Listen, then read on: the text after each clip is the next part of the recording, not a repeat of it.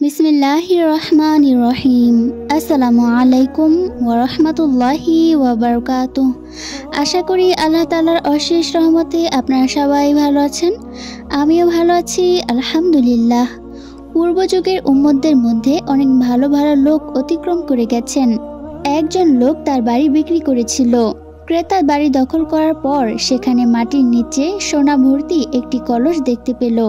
তখন ওই ব্যক্তি সেই কলসটি নিয়ে পূর্বের মালিকের কাছে গিয়ে বলল, ভাই, আপনার কলস ফেরত নিন।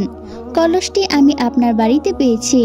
বিক্রেতা বলল, আমি তো আপনার কাছে বাড়ি বিক্রি করে দিয়েছি, সুতরাং এই কলসটি এখন আমার হয় কিভাবে? আপনি সম্পূর্ণ বাড়ি ক্রয় করেছেন, সুতরাং বাড়ির কলসও আপনার। এই কথা শুনে লোকটি বলল, তা হয় না, আমি বাড়ির জন্য টাকা দিয়েছি, কিন্তু কলস ভর্তি স্বর্ণের জন্য কোনো টাকা দেইনি, সুতরাং স্বর্ণ ভর্তি কলস আপনারই হবে। সুবহানাল্লাহ। এই ঘটনা থেকে তাদের ইখলাসের এক জ্বলন্ত চিত্র ফুটে উঠেছে। বাস্তবত আমাদেরকে এইরূপ হতে হবে, তাহলে আমাদের মধ্যেও কোনো গীবত বা ঝগড়া বিবাদ থাকবে না, মামলা মোকদ্দমা থাকবে না, শুধু থাকবে পরস্পর ইখলাস ও ভালোবাসা আর আল্লাহর রহমত ও শান্তির অফুরন্ত প্রবাহ। আল্লাহ তাআলা আমাদের সকলকে এইরকম ইখলাসের অধিকারী হওয়ার তৌফিক দান করুন। আমিন।